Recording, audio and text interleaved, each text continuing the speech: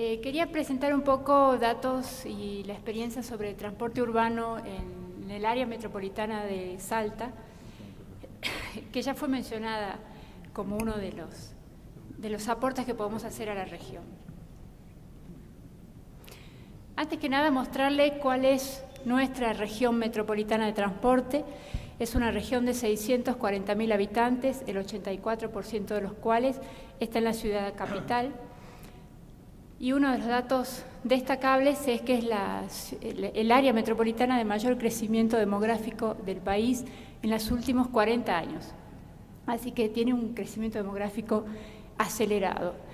Y en el marco de unos índices de pobreza que, como siempre mencionamos acá, no pueden dejar de señalarse y tenerse en cuenta, porque los niveles socioeconómicos también impactan en los medios y en los modos de transporte y en las características de la movilidad.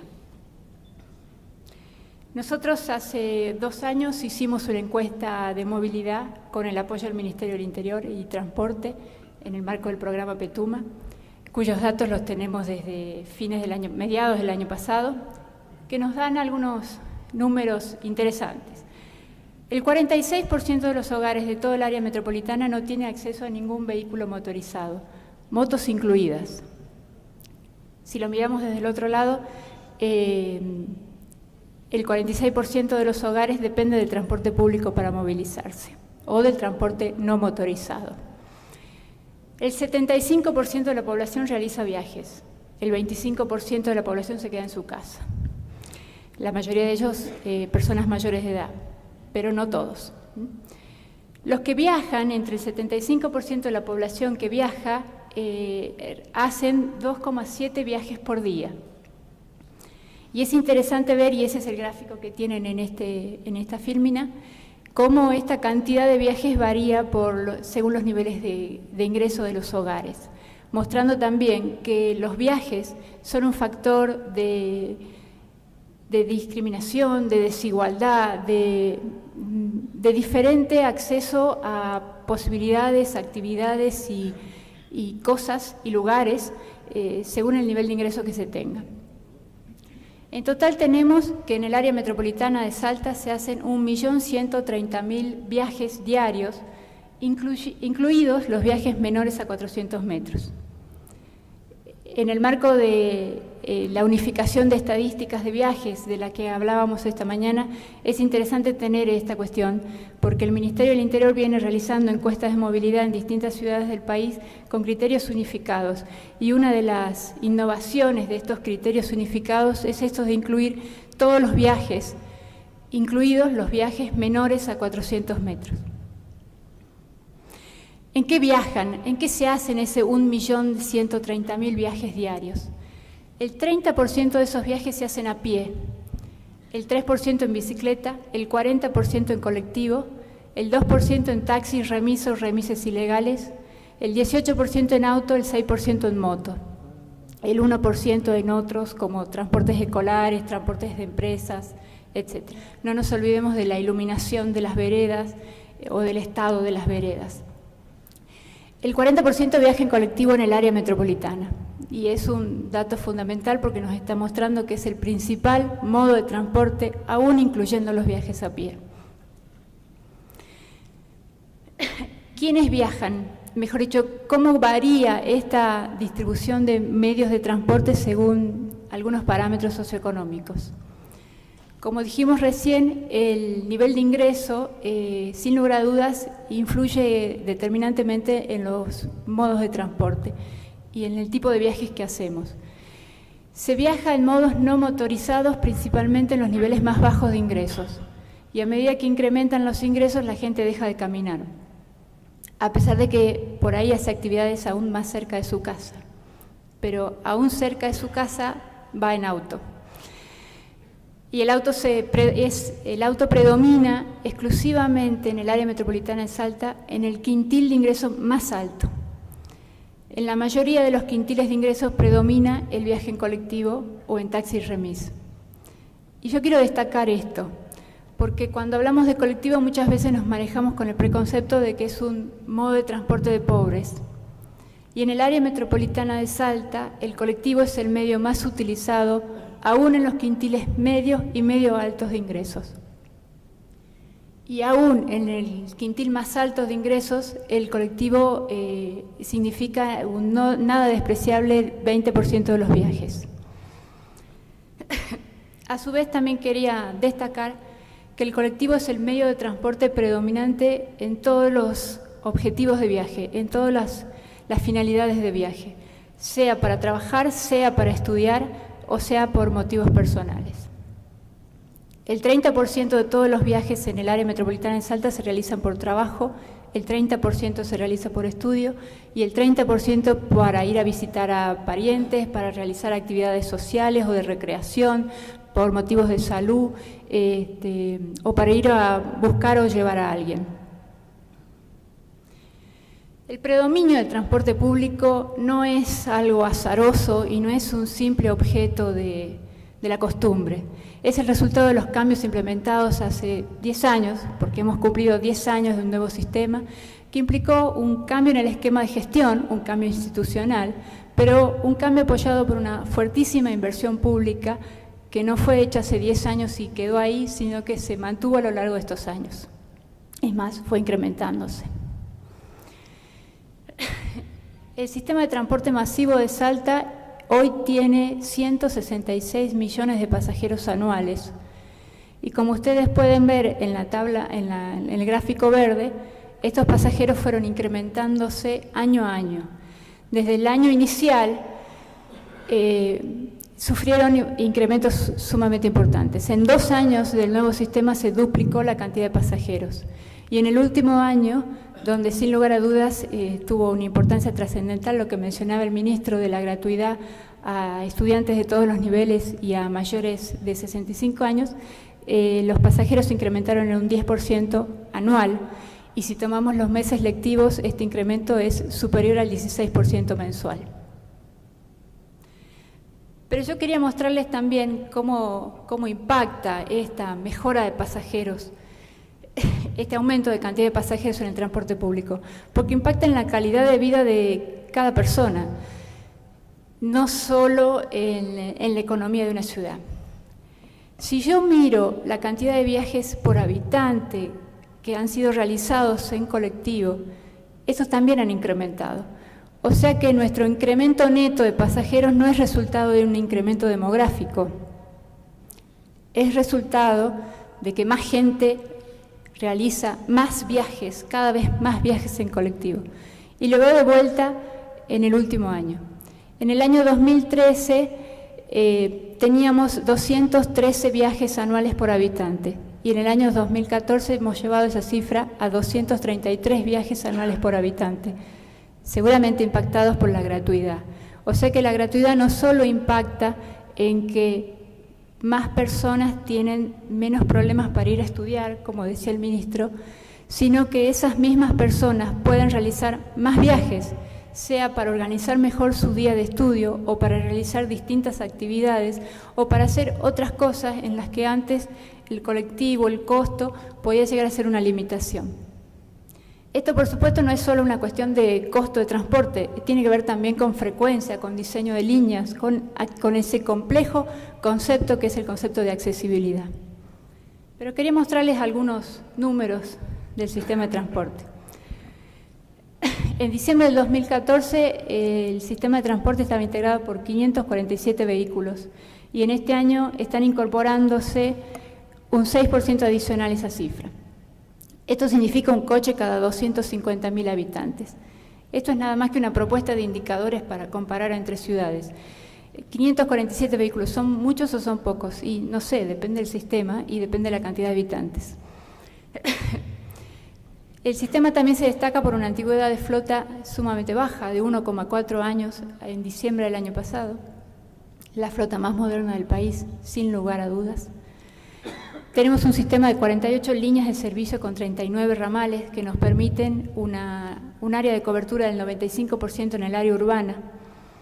Y tenemos un servicio que en las horas pico de la mañana, sobre todo, tiene una frecuencia promedio de 6 minutos en las líneas urbanas y de 19 en las interurbanas, considerando aquellas que tienen horarios muy dispares, pero las líneas interurbanas más importantes tienen una frecuencia de 10 o 11 minutos. Otro dato interesante también para mirar el nivel de cobertura del servicio es que el 60% de la población tiene una parada de colectivo a una distancia inferior a 3 cuadras. Entre 1 y 3 cuadras, el 60% de la población. Este es uno de los factores mejor visto por los usuarios en las encuestas que se realizan. La cercanía del colectivo es una de las mayores virtudes apreciadas por los usuarios. Pero yendo al esquema de gestión, porque creo que esto también nos interesa mucho. El transporte en el área metropolitana de Salta está gestionado por muchos actores. Por el Estado Nacional, que establece un marco legal general y contribuye al financiamiento en todo el país, como todos ustedes saben. El Estado Provincial, que hace 10 años estableció la región metropolitana y esta nueva institucionalidad y que destina recursos de manera continua. La Autoridad Metropolitana de Transporte, que es el organismo al que yo estoy representando en este momento, que regulariza, fiscaliza y planifica el servicio. Una empresa pública prestadora de servicios de transporte, que también determina parámetros generales del servicio, y las empresas privadas que han sido contratadas por esta empresa pública para prestarlo de manera directa, y que también invierten en el servicio. La Autoridad Metropolitana de Transporte, la región metropolitana ha permitido realizar un abordaje integral de los servicios de transporte adecuado al territorio real, sin mirar límites jurisdiccionales ni coordinar, ni tener la obligación cotidiana de coordinar distintas injerencias políticas y distintos organismos. Es un solo organismo y un solo sistema que presta servicios de transporte. Esto supera la desarticulación y la superposición que suele ser un problema habitual en muchas jurisdicciones. Y señalemos de que tiene una jurisdicción provincial. No es ni municipal ni es un organismo metropolitano. Es un complejo de organismos provinciales. Quería señalar que el proceso de llegar a este entramado institucional metropolitano de jurisdicción provincial fue un proceso rápido, en donde sin lugar a dudas tuvieron importancia la crisis terminal de transporte que enmarcó ese surgimiento, la decisión política gubernamental de ese entonces y que se continuó, la débil capacidad económica de los organismos locales y un proceso institucional que dio pie a la participación de los distintos niveles y los distintos actores, no solo institucionales y gubernamentales, sino también sociales y políticos. Y sin lugar a dudas, la propuesta de inversión provincial que se concretó. Esto permitió llegar al nuevo sistema. En el nuevo sistema dijimos que hay dos organismos, dos instituciones, la Autoridad Metropolitana de Transporte y la empresa pública. La Autoridad Metropolitana sigue los modelos clásicos de entes reguladores y fiscalizadores, pero se aleja de esos modelos clásicos porque es también un ente de planificación integral de los servicios y tiene funciones integrales sobre los actores de la movilidad y asume funciones de coordinador metropolitano. La empresa de transporte es un prestador, como lo decimos, pero tiene atribuciones también poco comunes a un prestador clásico, porque puede determinar características del servicio que normalmente las destina el organismo público, las define el organismo público.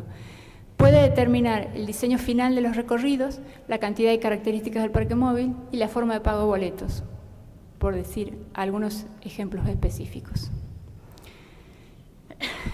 Esto lo vamos a pasar medio rápidamente, tiene que ver más con el modelo que asumió también la empresa para la prestación efectiva del servicio, una fuerte inversión pública que inicialmente consistió en la incorporación del 30% de la flota y su posterior renovación en coches no solo nuevos, sino que plantean mejoras de la accesibilidad a las personas, y en un aporte estatal que históricamente ronda entre el 12 y el 17% de los costos mensuales del servicio, pero que seguramente el ministro podrá afirmar que en los últimos meses se han incrementado.